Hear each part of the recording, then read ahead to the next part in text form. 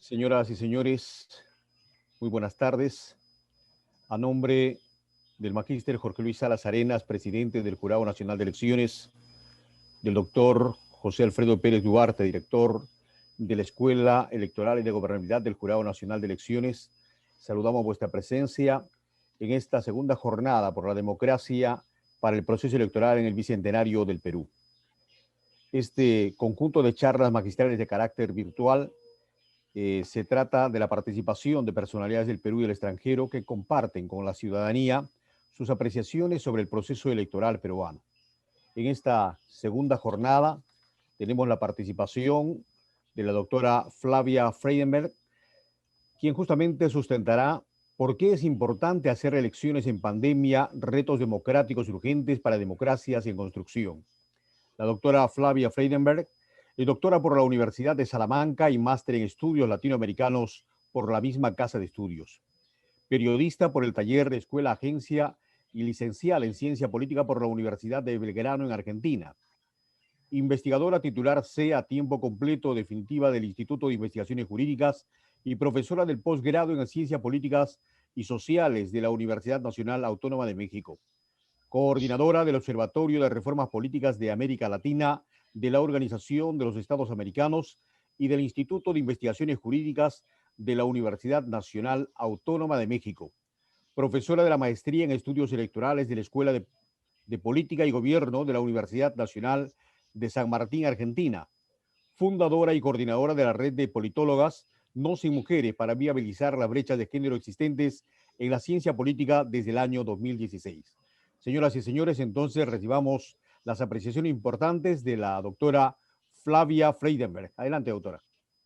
Pues muchísimas gracias. Estoy muy emocionada de poder participar hoy en este ciclo tan interesante que está desarrollando mi escuela, la escuela del Jurado Nacional de Elecciones que tanto queremos y que tanto admiramos y que tantas veces nos ha dado la oportunidad de compartir con ustedes. En el nombre de mi amigo, el doctor José Alfredo Pérez Duarte, quiero saludar a todos los magistrados del jurado y a todo el público presente, agradecerles por estar acompañándonos hoy aquí. Yo estoy viendo como más de 200 personas que han tenido la amabilidad de conectarse hoy en esta jornada y muy agradecida por el hecho de que pudiéramos tener este espacio para compartir y dialogar. Voy a compartir pantalla, sí, a ver si se puede y no tenemos problema. Aquí creo que ya se ve la pantalla. Creo que en un momento tan importante para el Perú y para América Latina sobre la necesidad de celebrar elecciones en un momento tan crítico, porque en todo el mundo estamos viviendo una situación de crisis sanitaria sin precedente, creo que amerita hacer una evaluación mucho más sustantiva respecto a por qué es importante hacer elecciones en época de pandemia y pensar en términos generales respecto a cuáles son los aprendizajes que nos han dado esta experiencia y nos está dando esta experiencia, también identificar cuáles son los retos que suponen hacer funcionar la democracia en un momento tan crítico y también las áreas de oportunidad o los espacios a partir de los cuales mejorar el funcionamiento de estas democracias que tenemos, que son vibrantes, que llegaron para quedarse y que están en construcción, porque la democratización no es un proceso acabado, sino que es un proceso que está en constante reflujo. Así que quiero compartirles algunas ideas que pensé para el día de hoy, enmarcar las elecciones que se están celebrando en América Latina, en primer punto de mi agenda de trabajo de hoy con ustedes, en relación a un proceso de democratización mayor que están viviendo los países de América Latina, identificar una serie de dilemas y aprendizajes a partir de esta pandemia que nos hemos tenido que enfrentar, Y finalmente marcar, ¿no?, algunas áreas de oportunidad para estas democracias en construcción. ¿Cuál es el contexto en el que estaba América Latina en el momento en que nos dio esta crisis sanitaria? Bueno, América Latina estaba inmersa en este proceso de democratización que les señalaba, que como ustedes bien saben, tiene un punto clave que va a ser la década de los 80, cuando nuestros países experimentan lo que en la literatura comparada llamamos como procesos de transición a la democracia. Y en una investigación que hemos desarrollado con el doctor Camilo Saavedra, mi colega y amigo con el que estamos trabajando respecto a evaluar las democracias en América Latina, y a partir de diferentes índices que hemos explorado, como el de variedades de la democracia, como el de Freedom House, como la base de datos de Boix, Miller, Rosato, que está disponible en el Dataverse de Harvard University, encontramos que los países latinoamericanos, que son la línea que está completa, en comparación a todos los países del mundo, que es la línea que ustedes ven en estas gráficas punteadas, está experimentando en las últimas 4 décadas uno de los momentos más importantes en términos de celebrar elecciones, respetar el pluralismo, respetar la competencia política y experimentar lo que llamamos democracias electorales o democracias procedimentales. Eh, si uno compara este periodo con otros periodos, además, las democracias en estos momentos en el mundo son el sistema político dominante. El 57% de la población mundial vive hoy en democracias, mientras en 1975 solo lo hacía un poco más del 36%. Por tanto, estas últimas 4 décadas, estos 40 años que ha vivido la región, podemos estar muy emocionados porque los países han aprendido a rutinizar procesos electorales, los partidos han aprendido a competir, los partidos han aprendido a hacer procesos de selección de candidaturas. Podemos criticarles a esos procesos porque digamos que el dedazo les gusta a muchos líderes partidarios y quizás eso deberíamos transformarlos y cambiarlos, ¿no? Pero aún así los partidos han aprendido a hacer procesos de selección de candidaturas, han puesto al servicio de la comunidad a políticos y políticas, más políticos que políticas, es otra crítica que también deberíamos transformar, porque la política está muy masculinizada, pero bueno, esa es una parte de una agenda que hay que desarrollar, pero es cierto que los partidos han aprendido a competir, el electorado ha aprendido a ir a elecciones y votar, y las autoridades electorales han aprendido a contar votos. Así que los últimos 40 años, donde más personas en el mundo han vivido y viven en democracia, es un elemento sustantivo e importante a tener en cuenta respecto de la evaluación de esas democracias latinoamericanas. Una de las conclusiones de nuestro estudio con el doctor Camilo Saavedra, que está publicado en la revista de Derecho Electoral de Costa Rica, es que depende del énfasis que pongas, en la dimensión que pongas énfasis, vas a estar más de acuerdo con que la democracia es una cosa u otra cosa. Y es verdad que en América Latina hemos hecho énfasis en la dimensión de los derechos, donde entendemos a la democracia como un procedimiento, donde entendemos a la democracia en términos de democracia representativa. Somos deudores en este punto, en este enfoque, de las ideas de Schumpeter, de Lipset, de Dahl, cuando hablan de la democracia pluralista, y entendemos en este marco, en este enfoque, que la democracia supone el respeto a una serie de derechos, derechos políticos electorales, entendidos como derechos humanos. Es verdad que no es la única manera de entender la democracia.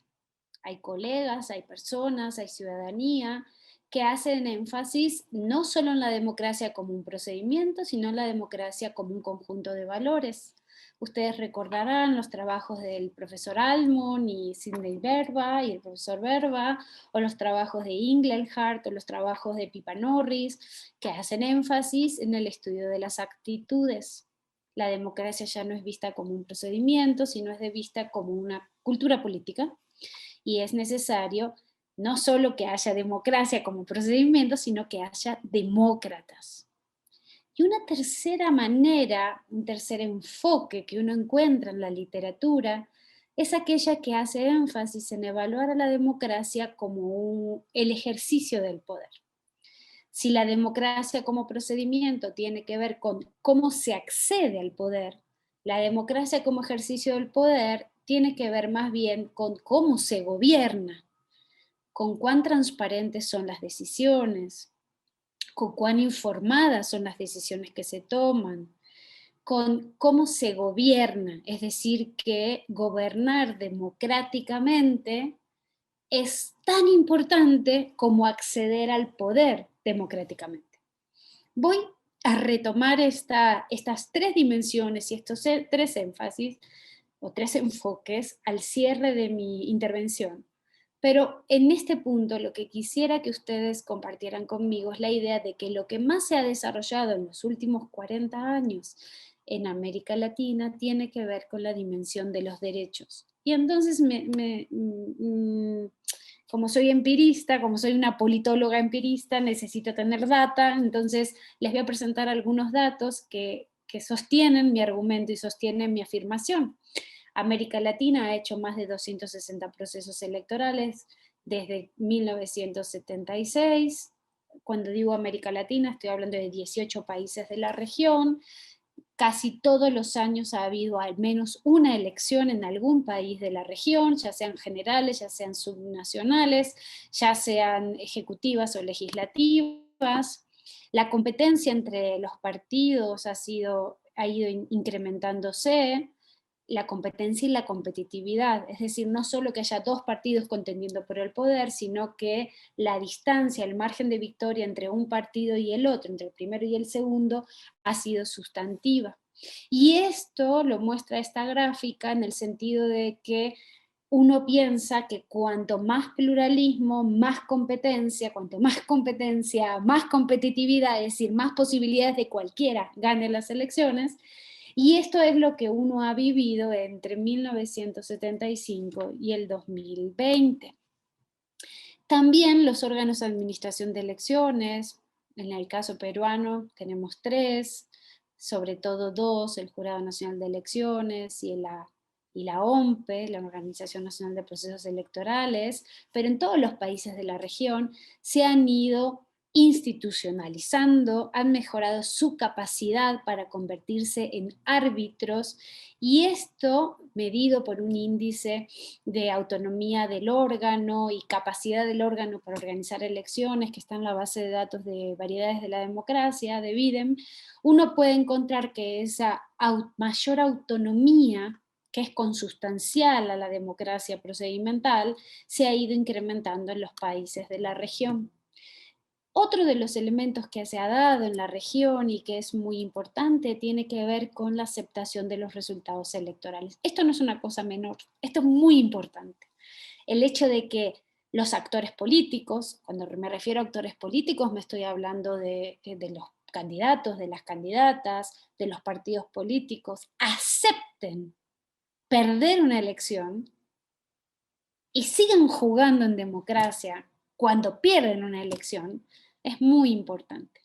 Yo diría que es uno de los elementos más importantes del ser demócrata, ¿no? Hace unos años di una entrevista a un medio en Ecuador y mi frase era, aprender a ser demócrata significa aprender a perder aunque duela en el alma, ¿no? Porque cualquiera que ha competido en una elección sabe que nadie le gusta perder, eso está claro, ¿no? Todos queremos ganar, pero la democracia supone personas que aprendan a perder. Y este nivel de aprendizaje ha ido creciendo entre las candidaturas perdedoras, por lo menos a nivel presidencial en América Latina. también en estos 40 años ha habido un proceso de ampliación de los derechos y libertades de los individuos y los de los grupos sociales, y una mayor distribución de los recursos públicos. Esta es una media anual de los países, de los 18 países que nosotros analizamos en nuestro estudio, y entonces lo que vemos que desde la década del 80 a esta parte se ha ampliado el respeto a las libertades civiles, se ha ido increyendo el nivel de igualdad entre la protección de derechos y libertades a los diferentes grupos sociales, y un dato concreto: se ha incrementado el nivel de representación política de la mitad de la población, que como ustedes bien saben, y en Perú esto ha sido parte de la agenda pública del 2019 y en parte del 2020, y yo confío en que seguiremos trabajando en el sentido de aumentar cada vez más las dimensiones de una democracia paritaria, como toda América Latina se merece ser, ¿no? En los últimos 40 años, los países de la región han sido cada vez, de a poquito, cada vez más igualitarios, asegurando y facilitando no solo el empoderamiento de las mujeres, sino fundamentalmente la representación política de las mujeres. Como he dicho en varias oportunidades, no, lo que tenemos no es un problema de que las mujeres no conozcamos nuestros derechos. Nosotros sabemos cuáles son nuestros derechos, nosotras estamos empoderadas, nosotras podemos, trabajamos, criamos, cuidamos, participamos, pero hay obstáculos, hay techos de cristal, hay techos de cemento, hay techos de billete que dificultan la representación política de las mujeres. Por eso tenemos un problema de representación más que un problema de participación. Y esta gráfica, que a mí me encanta, yo siempre le digo a mis colegas, me voy a hacer una camiseta con esta gráfica y voy a salir en las conferencias con esta gráfica, muestra que desde 1920 hasta la actualidad, lo que tenemos es un incremento sustantivo del nivel de empoderamiento de las mujeres latinoamericanas. El problema está en la representación política de las mujeres latinoamericanas. Y si nos vamos a los municipios y si nos vamos a las alcaldías, a nivel local, a nivel provincial, y en varios estudios con diversos colegas peruanos, yo he trabajado sobre esto hemos mostrado que las mujeres enfrentan obstáculos diferenciados en relación a los hombres. Es una cuestión de género. Entonces, sí me interesaría en esta primera parte de mi intervención llamar la atención sobre el hecho de que, aún con todas las dificultades, la data muestra que América Latina ha sabido rutinizar los procesos electorales, Perú ha sabido rutinizar los procesos electorales, ha sabido hacer elecciones, que los partidos vayan a competir, que los electores vayan a votar, que los organismos electorales sepan contar los votos, que incluso ha aumentado el nivel de aceptabilidad de la derrota, los medios de comunicación participan y trabajan mostrando el pluralismo de una sociedad tan vibrante como la peruana. Y luego hemos tenido dificultades en el ejercicio del poder, ¿no? 3 presidentes en un periodo muy corto de tiempo, 4 presidentes en un periodo muy corto de tiempo. Tenemos un problema de gobernabilidad democrática, pero en el acceso al poder hemos sabido rutinizarlo. Ahora bien, la democracia latinoamericana, las democracias latinoamericanas que tienen estos procesos democráticos, como decía, centrado en el procedimiento y centrado en la dimensión, digamos, de derechos políticos, se enfrentó a una pandemia en una situación en la que había algunos cuestionamientos muy fuertes respecto a cómo se ejercía el poder y respecto a la ausencia de demócratas que defiendan la democracia. Entonces, la pandemia golpeó las democracias cuando ellas ya estaban golpeadas, porque en realidad lo que ocurrió es que había un proceso de desencantamiento, de desilusión respecto a la rutinización de los mecanismos de la democracia.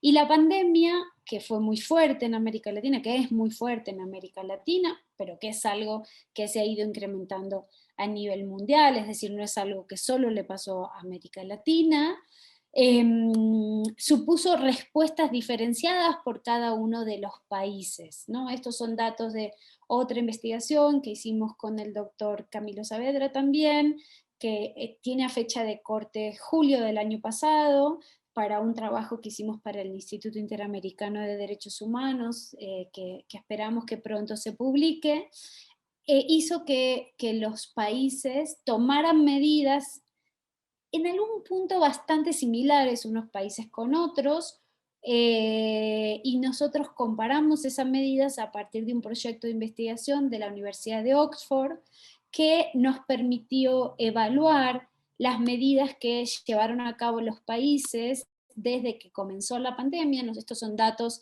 de las respuestas gubernamentales al COVID por cada uno de los países desde el 1 de enero al 30 de junio. Y hay medidas de confinamiento que hicieron unos países de una manera mucho más fuerte que otros, por ejemplo Argentina, Perú, Dominicana, Colombia, evidenciaron unas medidas muy restrictivas respecto a la circulación de las personas, respecto a la capacidad de circular, la capacidad de reunirse, la capacidad de decidir qué hacer. También algunos países incorporaron medidas económicas hacia su población, Argentina, Colombia, en algún punto Paraguay, incorporaron algún tipo de subsidios o apoyos económicos, aunque ha habido casos, como el caso nicaragüense, que no pudimos acceder a los datos porque el proyecto no contaba con datos actualizados, o en el caso mexicano, donde no hubo ningún tipo, no ha habido y no hay ningún tipo de apoyo económico a la población más afectada, ¿no? Pero lo que sí nos enseña esta gestión de la crisis gubernamental por parte de los diferentes países es que esta pandemia enfrentó a los países a una serie de dilemas y desafíos que tienen que ver no con los procesos democráticos o electorales de hacer elecciones y hacer que la gente acceda al poder, sino más bien los desafíos tuvieron que ver con las bajas capacidades estatales de nuestros países, por ejemplo, desnudó la crisis del sistema sanitario de nuestros países, las fuertes desigualdades estructurales que enfrentan nuestros países, los casos de corrupción, y yo no puedo darle lecciones a ustedes de eso porque ustedes conocen bien de qué estoy hablando, y los bajos niveles de integridad, los problemas de información pública e infodemia, e incluso los de condicionamientos de libertad de expresión y limitaciones del ejercicio de la libertad de expresión hacia los sectores críticos a los gobiernos que estaban ejerciendo las medidas sanitarias, las debilidades de las instituciones públicas para garantizar el bienestar de nuestra comunidad, en el marco de una ciudadanía que ya estaba desconfiada o que venía desconfiando de lo que estaban haciendo sus gobernantes en esa dimensión de ejercicio de gobierno, que incluso en algunos países en un primer momento supuso un repunte de la confianza, porque como ustedes bien saben, en situaciones de crisis la gente tiende a confiar en aquel que tiene el poder.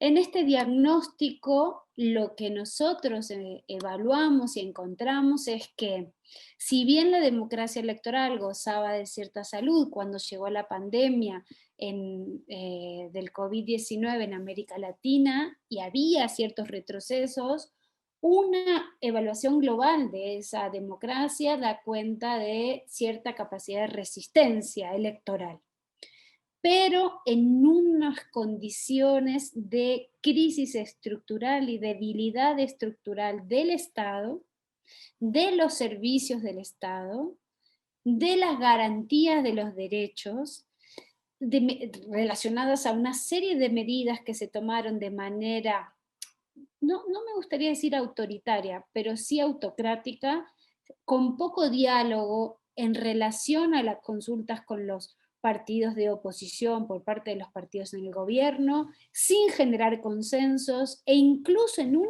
primer momento limitando la capacidad de los otros poderes del Estado, por ejemplo, cerrando congresos, cerrando parlamentos y limitando lo que es la casa pública, el espacio público de la democracia, como son estos congresos.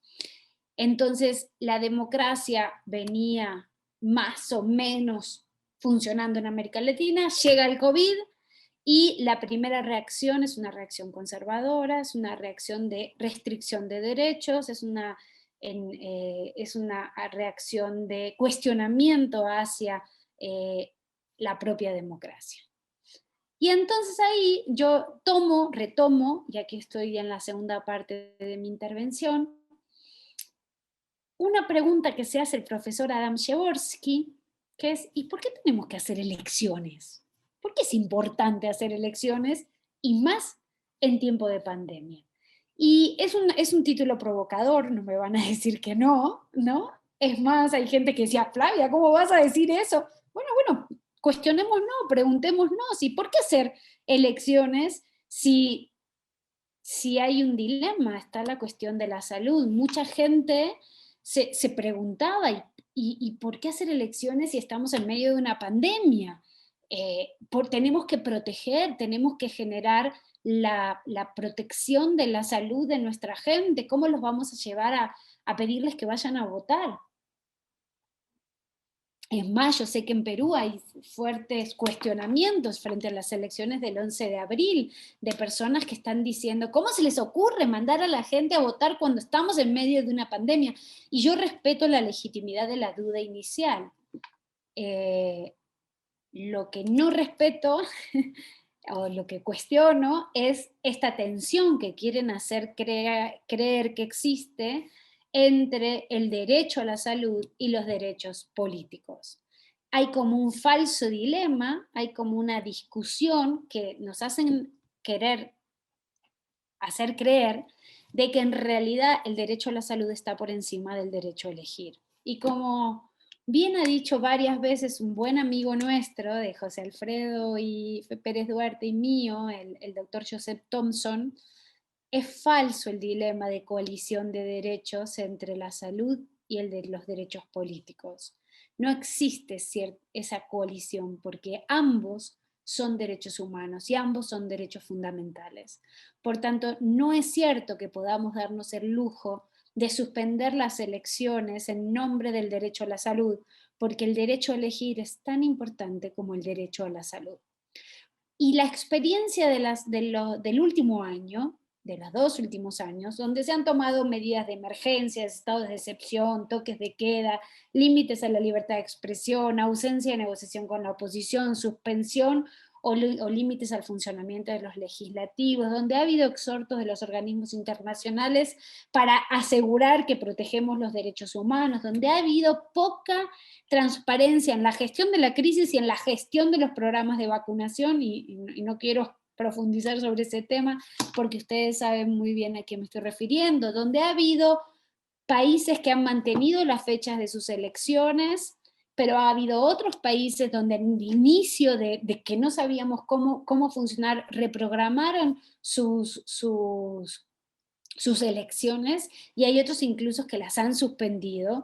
Cuando estamos en una situación en donde hay tanta tensión, estos 2 años de pandemia, este año ya y meses de pandemia, nos han enseñado algunas cosas.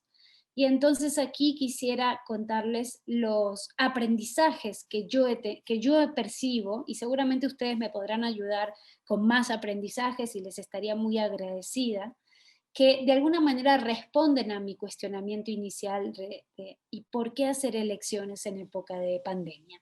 El primer aprendizaje que tenemos después de un año de estar confinados, yo llevo un año encerrada en mi casa, así que no les hablo desde el privilegio solo, sino de que yo he tenido que padecer igual que todos esta pandemia, es que las elecciones no pueden suspenderse ni reprogramarse de manera indefinida. Las elecciones son el corazón de la democracia y no nos podemos dar el lujo de, en medio de una crisis sanitaria como la que tenemos, además, perder los derechos políticos. Uno de los elementos centrales de un proceso electoral es la certeza de su calendario. Para que unas elecciones sean libres, competitivas, confiables, legítimas, informadas, transparentes, plurales, tienen que garantizar la condición de certeza, la previsibilidad de cómo y cuándo van a hacerse esas elecciones. Y eso es consustancial a hacer las elecciones y a vivir en una democracia. El segundo aprendizaje es que hay que trabajar en desmontar ese mito de que hay una colisión de derechos entre el derecho a la salud y el derecho a elegir. Y no es cierto que unos están antes que otros. La salud y votar son los dos derechos humanos fundamentales y el Estado debe garantizar ambos derechos. Entonces, más bien lo que hay que preocuparse es que tener capacidades estatales suficientes para poder garantizar esas elecciones en una serie de condiciones. Mis sugerencias a las autoridades electorales es, por supuesto, que en un marco de absoluta libertad, cada actor político va a querer hacer lo que quiera y decir lo que quiera. Las autoridades electorales son garantes de que los calendarios electorales se cumplan. Y como suele decir nuestro querido amigo, el jefe de OMPE, el maestro Piero Corbeto, las elecciones se hacen y se hacen. Y así como se lo dicen de manera tan clara en Perú, lo mismo ocurre en los otros países de la región. Mi sugerencia es que se mantengan firmes, que los actores políticos también busquen ser más responsables respecto a lo que se está jugando, porque nos estamos jugando la democracia, porque sin elecciones competitivas, fiables, confiables, legítimas, legales, no hay posibilidad de que haya democracia. Un cuarto aprendizaje tiene que ver con que, por supuesto, estas elecciones, estos procesos electorales que van a suponer movilidad de gente, como lo ha mostrado el caso boliviano, como lo ha mostrado Estados Unidos, como lo ha mostrado España. Cataluña tuvo elecciones el domingo, Bolivia, Surinam, República Dominicana, suponen una serie de retos respecto a la gobernanza electoral y respecto a las normas que rigen cómo hacer elecciones. Bueno, algunos países han aprobado protocolos sanitarios, es decir, medidas biosanitarias y de bioseguridad que nos ayudan a hacer esas elecciones en contexto de pandemia. Y hoy a nivel latinoamericano ya sabemos muchas de las buenas prácticas que han funcionado en otros países que han hecho elecciones, y es cierto que después de cada proceso se han incrementado un poco los casos de contagio sanitario. Quizás el caso más emblemático fue el de Estados Unidos, donde el salto fue más alto, pero no ha sido la curva. Yo he estado explorando ahora mismo un conjunto de datos que me pasaron sobre la evaluación pre y post elecciones en diferentes países de la región,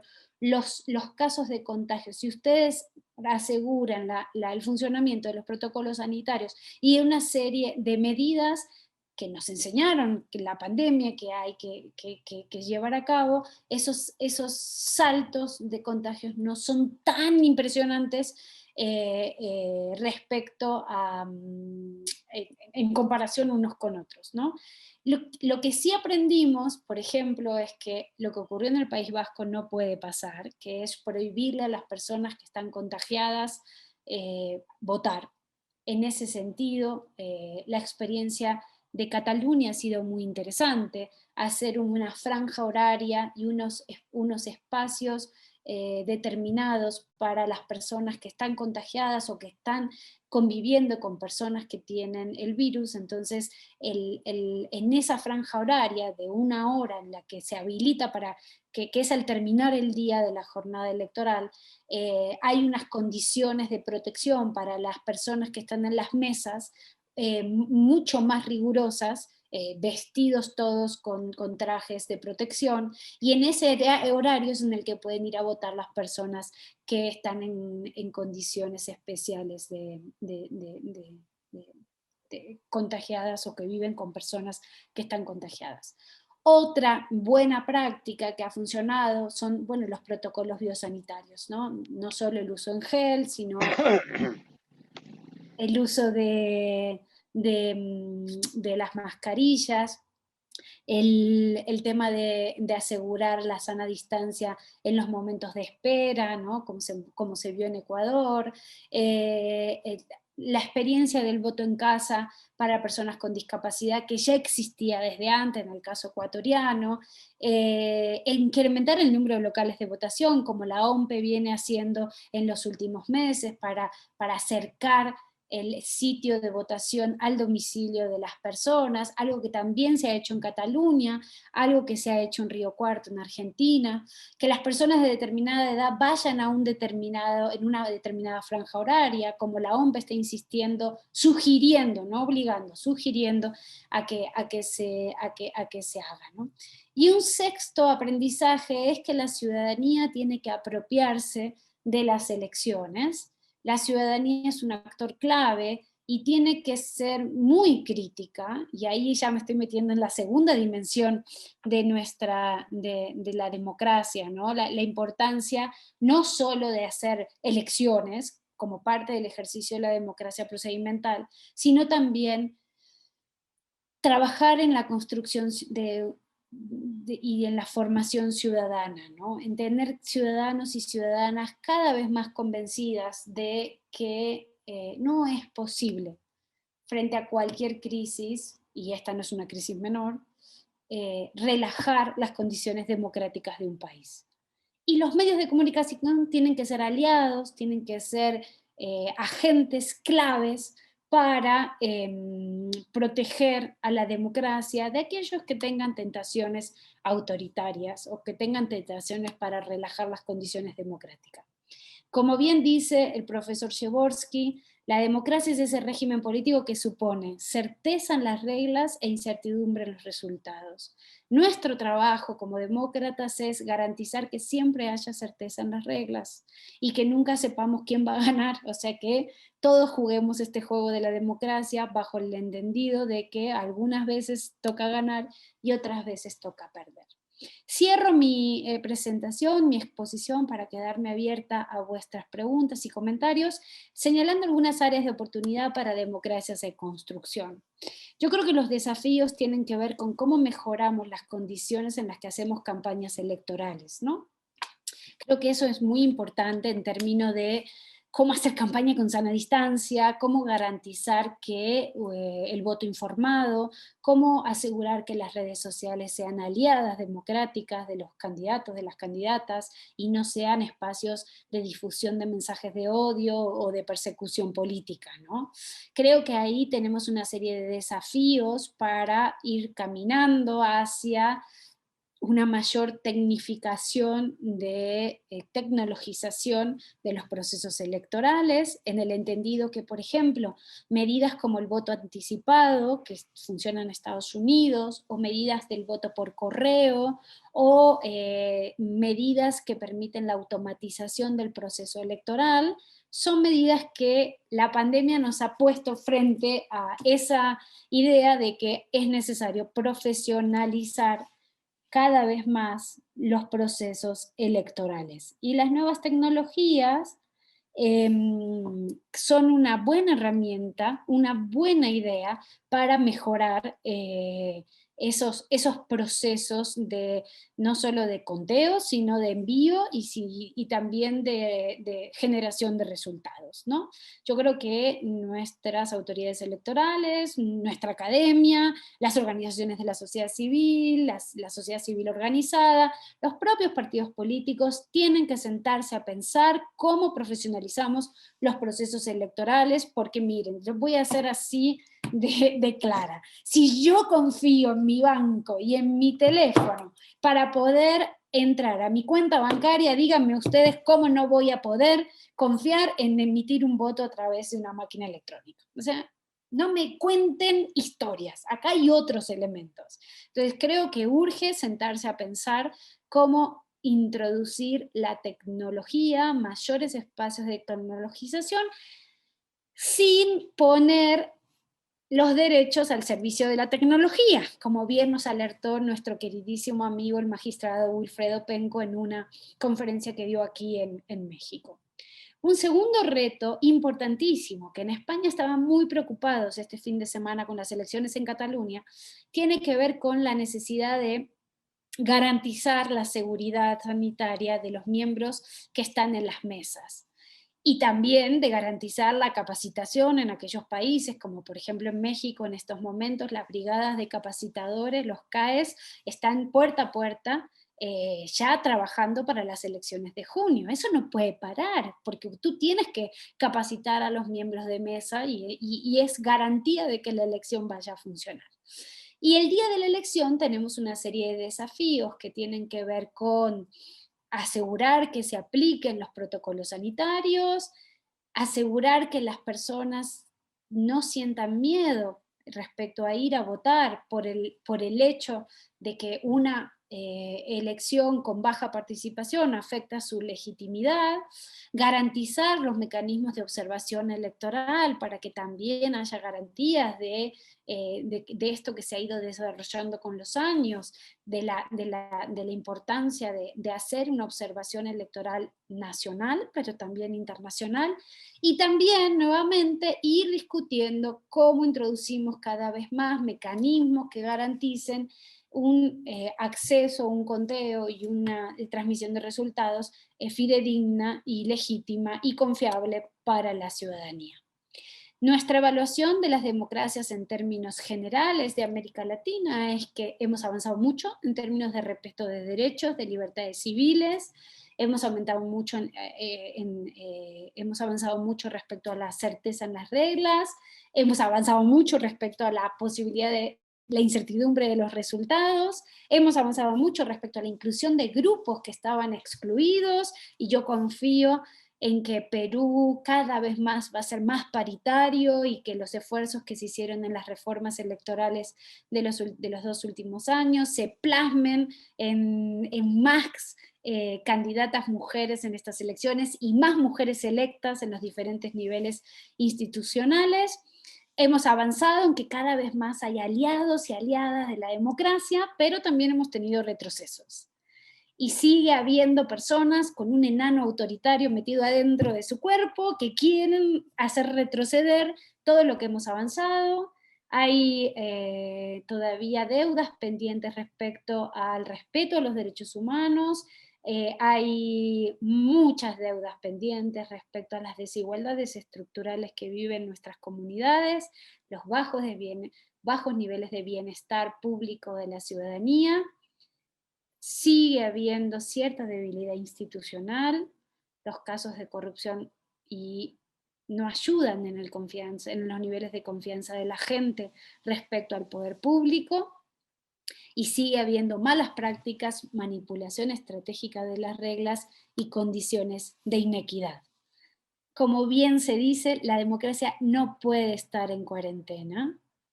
Tenemos que hacer todos los esfuerzos para que se celebren elecciones en condiciones de protección de la salud de nuestra gente, porque esas elecciones, que se hagan elecciones como las que se acaban de hacer en Ecuador, como las que se acaban de hacer en Cataluña, las que se hicieron en Chile, las que se hicieron en República Dominicana, en Surinam, en Estados Unidos, son las que evidencian la salud de la democracia. Claro que tenemos que tener paciencia, porque ir a votar va a suponer mucho más tiempo, porque vamos a ir un poquito más despacio, pero con la satisfacción de que votar garantiza el ejercicio de nuestros derechos. Y eso, queridos amigos, queridas amigas, es todo hoy para seguir viviendo en las democracias que nos merecemos. Si quisieran acceder a esta presentación, en unos minutos más yo la voy a compartir a través de mis redes sociales, la van a poder descargar. Es una presentación realizada en condiciones de identidad digital y bajo licencia pública de compartir conocimiento, así de que ustedes la pueden usar siempre y cuando utilicen la fuente de donde tomen los datos que van a emplear. Y quedo atenta por si tienen preguntas, comentarios, críticas para pensar juntos. Muchísimas gracias. Bien, muchísimas gracias, doctora Flavia Freidenberg, por su interesante exposición y lo importante que resulta las elecciones en este tiempo de pandemia. Creo que son retos que se tienen que cumplir no solo las autoridades electorales, sino la misma ciudadanía para poder renovar a sus autoridades. En esta oportunidad tenemos la presencia del doctor José Alfredo Pérez Duarte, director de la Escuela Electoral y de Gobernabilidad, que precisamente ha recogido las inquietudes de la ciudadanía, de quienes están siguiendo esta jornada en su segunda sesión. Adelante, José Alfredo. Sí, gracias, Carlos, gracias, Flavia, por tu exposición. Me quedo con un montón de comentarios, ¿no? De ganas de seguir la charla, pero con el ánimo de que también el resto pregunte, yo voy a dejarte una consulta. De un tiempo a esta parte, aquí en Perú al menos, una buena parte de la clase eh, suele cuestionar a las autoridades electorales para intentar sacar algún tipo de ventaja. ¿Ya? Nos pasó algo en el 2011, nos pasó en el 2016, ahora también está pasando, ¿no? Apuntarle las balas a las autoridades electorales. Lo que yo te quería consultar era si has visto este tipo de situaciones en otros lugares de la región y desde tu punto de vista y tu experiencia en países como los nuestros, con esa gran fragilidad institucional, esto que yo te he comentado, ¿cómo se podría contrarrestar? Si no entiendo mal, José, lo que me estás preguntando es que hay actores políticos que atacan a los árbitros. Exacto. Mira, yo en perspectiva comparada, como yo veo desde afuera, tú sabes que estudio Perú desde el año 1995. Éramos muy chiquitos. Así que si hay un país que he estudiado y he estado atenta, no solo porque adoro Perú y su comida y su gente, sino porque sí, mi maestro, el profesor David Scott Palmer, adoraba Perú y me hizo querer mucho a ese país. Entonces, mirando desde fuera el país, en perspectiva comparada, yo creo que Perú es uno de los países donde el árbitro electoral es más fuerte. Imagínate. Yo creo que Perú tiene un sistema institucional de gobernanza electoral muy sólido. Tiene unas autoridades que además han ido como perfeccionándose con el tiempo. Es cierto que ha habido momentos donde uno ha estado más bajo, otro más, pero en perspectiva comparada en el tiempo, ustedes tienen que estar muy orgullosos de las autoridades electorales y del trabajo de las autoridades electorales. Y siempre va a haber actores que quieran deslegitimar el proceso. Siempre va a haber ciudadanía que va a criticar el proceso.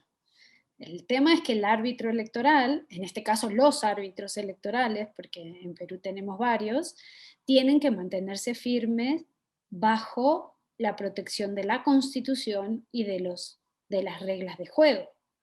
Entonces, que haya políticos partidistas que quieran manipular el calendario electoral, pueden querer hacerlo, están en su derecho de querer hacer lo que quieran. Lo importante es que las autoridades electorales entiendan cuál es su rol, y su rol es que el 11 de abril va a haber elecciones. Le guste a quien le guste, no le guste a quien no le guste, porque es lo que mandata el Estado de Derecho peruano. Si esto ocurre en otros países, en todos los países hay crítica a la autoridad electoral. Pero la autoridad electoral no tiene que olvidar que es el árbitro. Y en una elección lo que está ahí empuja son intereses, ¿no? Están compitiendo por recursos, están compitiendo por acceder al poder, están compitiendo por recursos.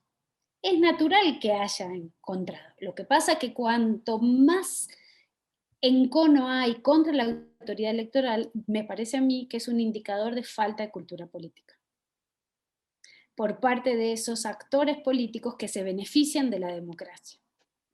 Entonces la pregunta sería, José, ¿qué hacer para inocular a esos actores políticos?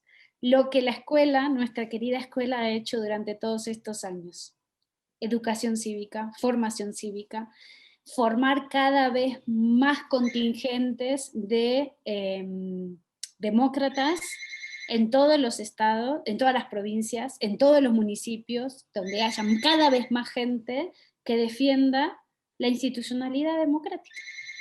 Y para eso, la educación, la formación cívica, por supuesto que también ayuda a los buenos resultados de la democracia, ¿no? El tema es que a la gente tenemos que convencer a la gente de que esto es bueno, cuando muchas veces nos enfrentamos a casos de corrupción, a casos de legitimidad, a casos de malas prácticas. Entonces les estamos pidiendo que sean unos convencidos naturales de algo que, claro, es difícil de contrarrestar. Yo, porque viví en una época de dictadura y sé que la alternativa a la democracia no me gusta y no la quiero. Pero las personas que no han vivido, por ejemplo, las más jóvenes o las personas que no han vivido en etapa de dictadura, les es más difícil comparar. Bueno, esta democracia no funciona, entonces ¿qué? No, es que el qué alternativo tampoco funciona y es mucho peor porque significa la muerte. Entonces, hay que generar contingente de convencidos respecto a que las autoridades electorales son los árbitros, de que hay unas reglas que lo tienen que hacer muy bien, pero también que necesitan de la ciudadanía en una alianza de protección a la democracia. Eso es lo que se me ocurriría. Gracias, muchas gracias. Bien, también hay una segunda pregunta formulada por la participante Teófila Amelia Hernández Donaire, quien felicita y saluda por la ponencia y al mismo tiempo señala, en el contexto actual de la pandemia, las redes sociales han jugado un papel importante en las campañas electorales debido a su acogida masiva. En ese sentido, ¿es posible que se realice una fiscalización efectiva que advierta y sancione propaganda prohibida? Esa es la pregunta, doctora.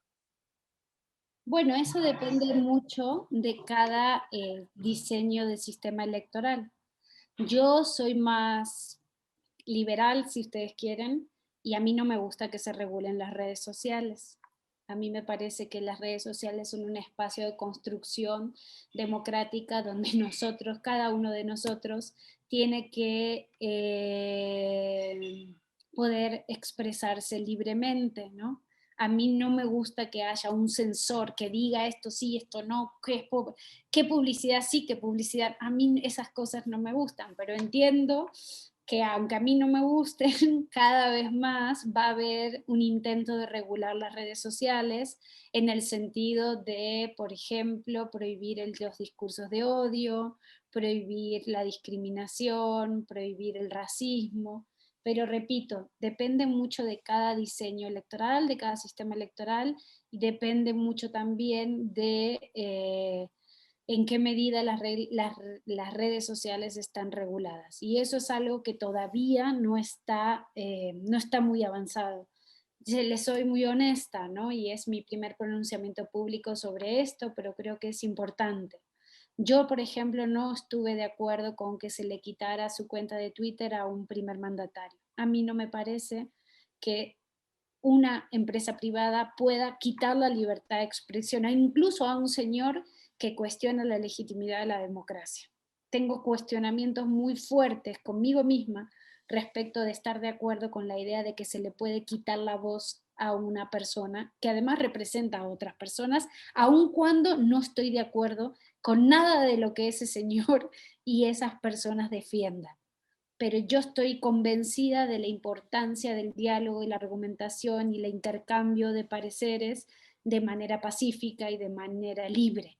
Entonces yo no estoy de acuerdo con la regulación de las redes sociales, tengo muchos cuestionamientos sobre eso y esperaría que hubiera un debate muy serio, muy atento por parte de cada uno de los países respecto a este punto. Por su parte, el señor Ricardo León Pastor también tiene una inquietud. Él dice, en el Perú existe la democracia, es decir, los ciudadanos van a ejercer su derecho al voto y elegir a sus autoridades.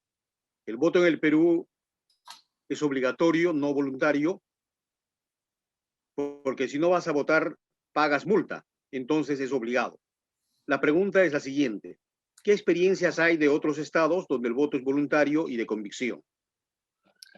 Bien, ahí, Ricardo, yo comparto con usted de que una opción es que el voto sea obligatorio. No comparto con usted la idea de que al ser voluntario es por convicción. Creo que ahí es como hacer demasiado reduccionismo, ¿no? Yo vivo en un país de voto obligatorio, como puede ser Argentina, y también puedo votar por convicción. No es que, porque yo no entiendo que a mí me obligue el Estado, yo entiendo que es un derecho que yo tengo aun cuando el voto es obligatorio. Hay que entender por qué se hicieron votos obligatorios. Los votos obligatorios se hicieron como una herramienta en la construcción de los sistemas políticos latinoamericanos que suponía la inclusión de personas en el entendido de que no había la suficiente quizás cultura cívica de compromiso en sus primeros momentos fundacionales de los sistemas políticos, y entonces con la obligatoriedad del voto lo que se intentaba era que las elecciones fueran mucho más legítimas y que mucha más gente participara en los procesos de toma de decisiones. Es cierto que si usted no va a votar en Perú, eso supone una penalización, ¿no? Supone una multa. Hay personas que prefieren pagar la multa y no ir a votar, ¿eh? O sea, que están en su derecho de no hacerlo si quieren. Pero yo creo que cada vez más deberíamos salirnos de ese falso dilema entre voto obligatorio y voto facultativo. Las experiencias latinoamericanas muestran que el caso de mayor peso o sanción por no ir a votar en un sistema electoral es en el caso ecuatoriano, donde además de una multa se les exige como una carta de ciudadanía por haber ido a votar, que luego se le pide a la gente para hacer un montón de trámites que tienen que ver con abrir una cuenta en el banco, apuntar a los chicos a la escuela, poder comprar un pasaje de avión y volar. Entonces, Perú no es el caso más restrictivo, pero yo abonaría nuevamente en la dimensión de la cultura política, ¿no? Y si me permite, don Carlos, había una pregunta aquí entre las realizadas sobre el tema de Edilberto, ¿no? Edilberto Rodríguez, quien decía qué elementos deben manejarse para incrementar la dimensión de la cultura política y el ejercicio de poder, en el entendido de que la dimensión de los derechos es más formal que los otros. Entonces, en consonancia a lo que nos pregunta Edilberto, yo creo que es importantísimo cambiar el eje de la conversación. Nosotros tenemos que sentirnos muy orgullosos porque nos ha costado muchísimo poder votar en América Latina y no sentirlo como un peso, como una carga. Pero eso significa que esos son retos de construcción democrática. Nosotros tenemos una deuda pendiente con nuestra ciudadanía respecto a nuestra formación cívica. ¿Qué hacer, Edilberto, para incrementar la dimensión de la cultura cívica o cultura política? Más educación, más información, más control político por parte de la ciudadanía respecto a nuestros gobernantes, usar el voto no solo para seleccionar élites, sino para castigarlas en las urnas. Ustedes dieron un ejemplo sustantivo cuando hace unos meses salieron a la calle a exigir que se respeten las instituciones. No puede ser que una clase política haga lo que quiera con nuestros países. La ciudadanía tiene que ser responsable. Y para eso tenemos que asumir que el voto es nuestra obligación, no es un castigo. Pero tenemos que saber usar nuestro voto en el ejercicio de rendición de cuentas y accountability hacia nuestros gobernantes. Entonces, ¿cómo incrementar la dimensión de la cultura política? Con mayor educación. Cómo incrementar la dimensión de control del ejercicio del poder, con mayor control del ejercicio del poder por parte nuestro.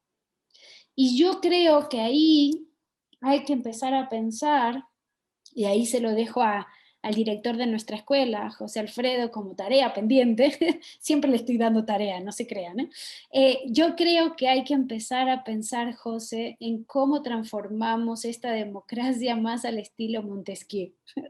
¿A qué me refiero? Tenemos que pensar cómo hacer para que la democracia se vea en nuestras comunidades locales. que no sea solo el ejercicio del voto cada determinado tiempo, sino que nuestra gente participe en los procesos de toma de decisiones locales, que tienen que ver con desde cómo se organiza el presupuesto municipal, a quién decide en qué se gasta, pasan de nuestros pueblos, de nuestros municipios, que tiene que ver con cómo se ejerce el control político en época no electoral, es decir, el accountability, la rendición de cuentas, y cómo desde espacios tan importantes como la escuela se puedan generar programas de formación cívica ciudadana locales. Porque lo que nuestra evaluación académica, nuestra evaluación social y política nos dice, es que estamos muy garantistas de cada 4 o 6 años haya elecciones, y eso es la democracia, y ya sabemos que eso no alcanza. Tenemos que trabajar con esta dimensión de formación ciudadana a nivel local. Tenemos que ir a nuestros municipios. Tenemos que ir con los programas de liderazgo que en su momento pensaste, pero tenemos que ir con formación ciudadana a nivel local, con ejercicios de simulación, de cabildo abierto, de prácticas de control ciudadano. Yo estoy convencida que estamos ya en una dimensión de la democracia 4.0. O sea, me salté todas el 2.0, el 3.0, ya estoy en el 4.0. Y eso significa que hay que desarrollar programas formativos para las escuelas. Que nuestras escuelas primarias hagan ejercicios de ciudadanía cívica. No solo del proceso electoral, y podemos pensar, José, en juegos de rol, hagamos el juego de rol de que vamos a hacer la elección en las escuelas, sino también de control político. No solo hacemos juegos de rol para hacer procesos electorales en cada escuela, sino hacemos ejercicios para enseñarles a los niños y niñas a controlar a sus políticos de manera institucional, no por vía extras institucionales, ¿no?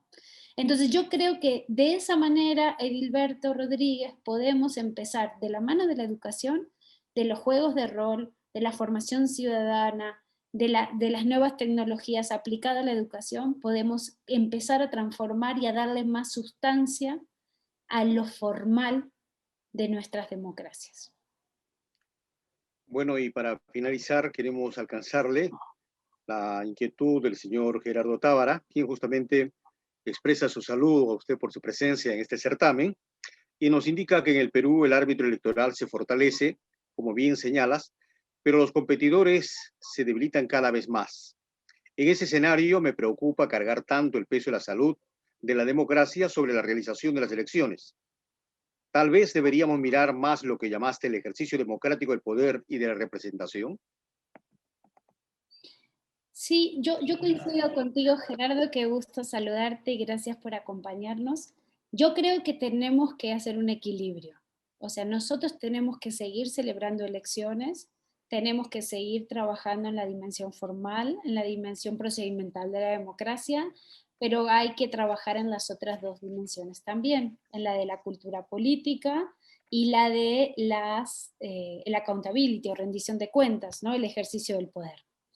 Yo, como tú, estoy convencida, soy una defensora de la democracia procedimental, pero también creo que la democracia está en las calles. Creo que los jóvenes peruanos dieron una lección cívica cuando no aceptaron la interrupción de los mandatos y salieron a la calle a reclamar de manera pacífica, salieron a reclamar por la respetabilidad de las reglas y el funcionamiento de las instituciones democráticas en el Perú. Yo creo en la libre manifestación de la gente de sus demandas en la calle. Creo que la democracia también implica la posibilidad de manifestarse y quitar autócratas del poder. Pero creo en que la convivencia democrática debe aceitar los mecanismos institucionales para garantizar que las reglas se cumplan, y esto que señala Przeworski, ¿no? Tenemos que garantizar la certeza de los procesos electorales, al mismo tiempo que tenemos que garantizar la incertidumbre de los resultados. Y para eso, la condición necesaria es tener democracia procedimental. Y lo que quiero dejar bien claro de mi posición es que no se trata solo de la democracia procedimental. Tenemos que asegurar condiciones de bienestar para nuestra ciudadanía. Tenemos que garantizar formación cívica a nuestros ciudadanos y a nuestras ciudadanas, y tenemos que exigirle mayor responsabilidad política a nuestra clase política. ¿Y saben cómo se le dice a la clase política que no estamos de acuerdo? No votándolos el día de las elecciones, votando a otras personas. Es verdad que el sistema electoral peruano, el voto preferencial, por ejemplo, no ayuda mucho, ¿sí?, a estructurar partidos políticos fuertes e institucionalizados. José sabe las veces que me he peleado con estudiantes y estudiantas peruanas que me querían convencer que la democracia sin partidos era posible, y yo iba contracorriente de todo el mundo. Y yo iba una y otra vez diciendo: es imposible que la democracia funcione sin partidos políticos. Y yo estoy convencida que hasta que los peruanos y las peruanas no entiendan esto, no va a cambiar el sistema político. Hasta que ustedes no entiendan que no es posible la democracia sin partidos políticos, eso no va a pasar. Pero para eso, gente buena, gente honesta, tiene que participar en partidos políticos. Y tienen que cambiar los partidos políticos que tenemos. Si los buenos y las buenas se quedan sentados y solo, como diría la literatura, tipos malos o tipas malas compiten en elecciones, pues no se me quejen de la clase política que tienen.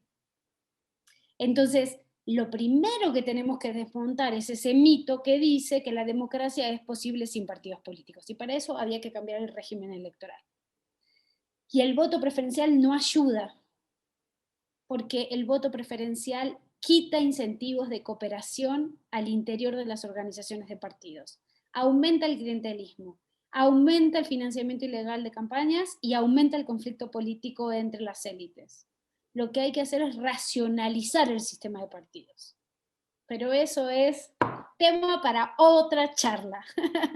Así que yo, don Carlos, querido José Alfredo. Doctora Flavia, muchísimas gracias por su importante disertación en esta jornada de reflexiones para el proceso electoral del Bicentenario del Perú. Muchas gracias por sus apreciaciones, también a quienes han participado a nombre del señor presidente de nuestra institución y del director de la Escuela Electoral y de Gobernabilidad. El día 18 los esperamos también a todos ustedes con una nueva jornada por la democracia. Gracias y muy buenas tardes. Gracias. Gracias. Gracias.